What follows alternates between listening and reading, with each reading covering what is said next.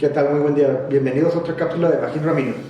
En esta ocasión vamos a platicar sobre un tema muy interesante de arquitectura de software, titulado Arquitectura 101. Antes que nada, permítanme introducirme. Mi nombre es Alejandro Cárdenas y actualmente estoy como director de la práctica de desarrollo de software en Tec Magín México. Principalmente, mi rol es ayudar a todas las personas a crecer y a seguir aprendiendo. Muy bien, en esta ocasión empezaremos con la pregunta principal, ¿qué es la arquitectura de software? La arquitectura de software se define como la conexión entre los diferentes componentes que intervienen en un sistema. Es decir, cómo está maquetado, cómo está diseñado el sistema que vamos a construir mediante código, patrones de diseño, etc. Sin embargo, la importancia de esta arquitectura de software radica en plasmar antes de codificar la solución. ¿Para qué? Para evitar un rediseño o un retrabajo una vez que se implementa. Obviamente, la arquitectura de software y todo el software en sí está diseñado y su naturaleza es la mejora continua, por lo que cada iteración, cada sprint o cada feature que queramos agregar va a ir mejorando nuestro sistema y va a ir cambiando desde la arquitectura hasta el código y la implementación final. Es por eso que la arquitectura de software se vuelve importante en esta rama, porque necesitamos definir las reglas y estar muy conscientes de lo que necesitamos entregarle al cliente final en base a sus requerimientos y las interacciones de los diferentes componentes que ya mencionamos que van a tener.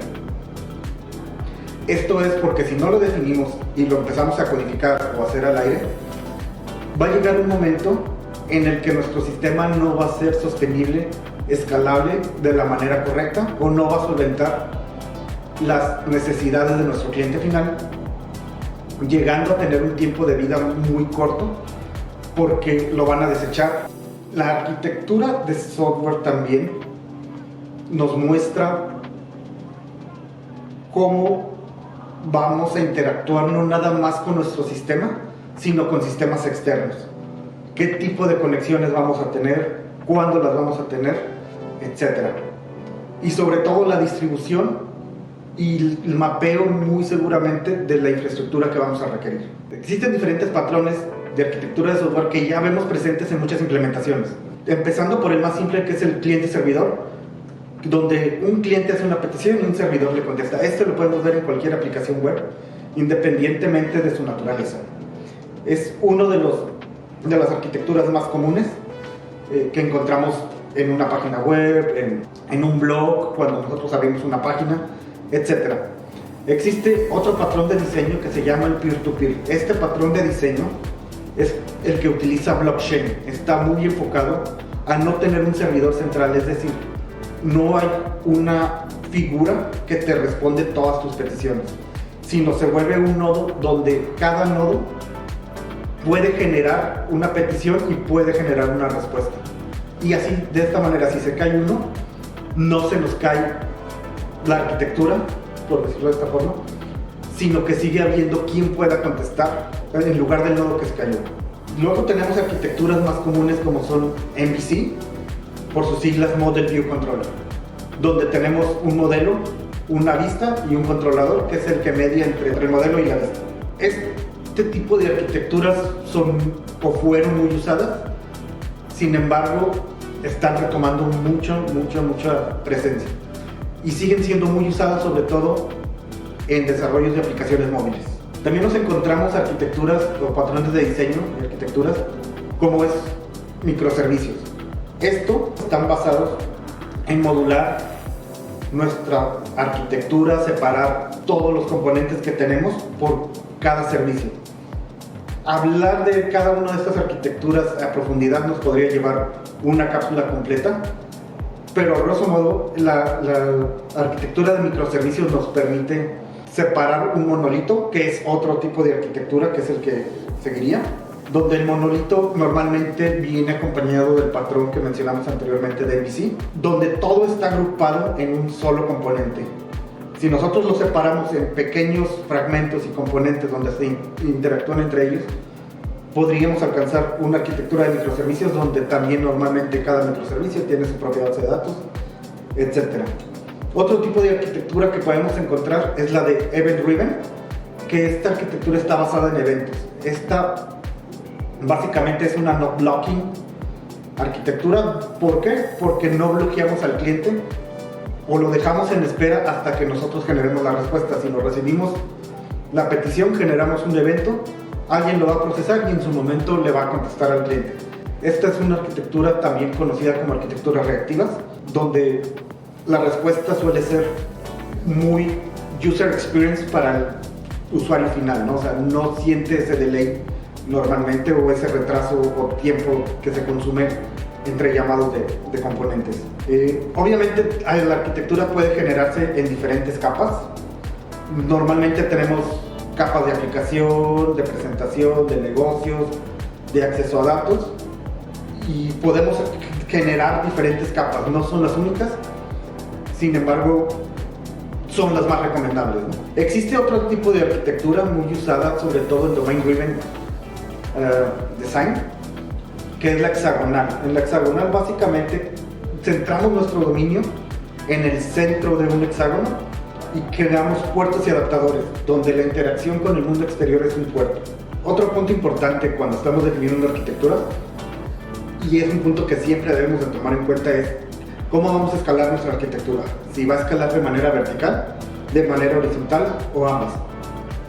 ¿A qué se refiere? Un ejemplo muy simple es una aplicación interna de una empresa donde el tráfico no va a crecer y está muy controlado. A lo mejor vamos a necesitar escalarla de manera vertical.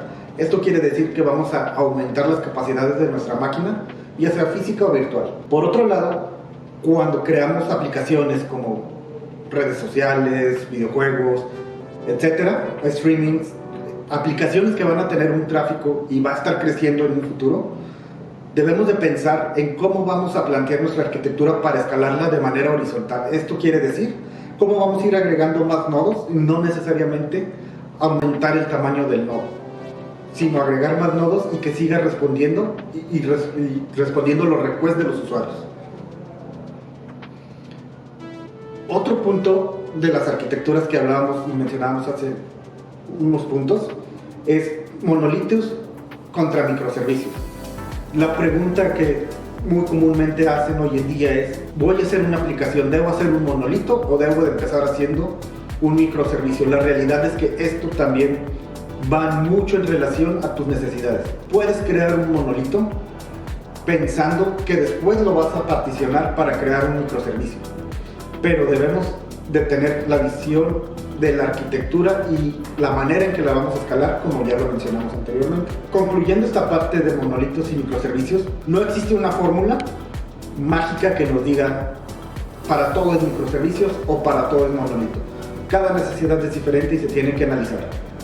Y esto nos lleva a la importancia precisamente de una arquitectura de software, porque es donde vamos a analizar estos aspectos. Algo muy importante que a veces no consideramos cuando estamos diseñando una arquitectura es el tipo de base de datos que vamos a usar. Últimamente ha estado mucho el boom de bases de datos NoSQL, pero igual que en el caso de monolitos y microservicios, no necesariamente una base de datos NoSQL no sirve para todas las soluciones. Supongamos que estamos haciendo una aplicación que va a manejar transacciones bancarias, de dinero, que involucra números.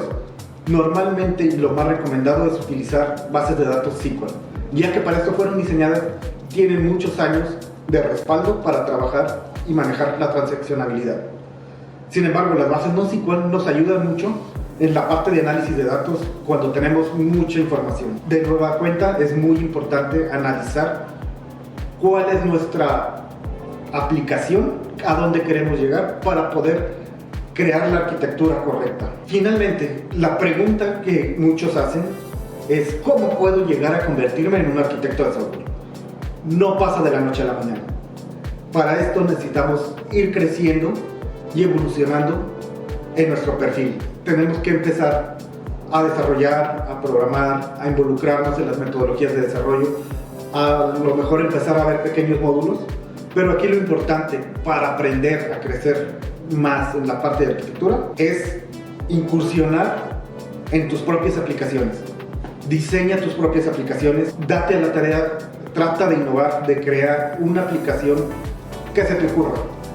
No importa, lo importante es que plasmes estos conceptos, los empieces a desarrollar para que cuando se presente la oportunidad de manejar una aplicación grande, empresarial, puedas entender la arquitectura y cómo interactúan cada uno de los componentes que vas a ver reflejados en ella. Esto es un overview de lo que platicábamos en un inicio, de lo que son las arquitecturas de software. Esto fue Machine Ramiro con el tema Introducción a las arquitecturas de software.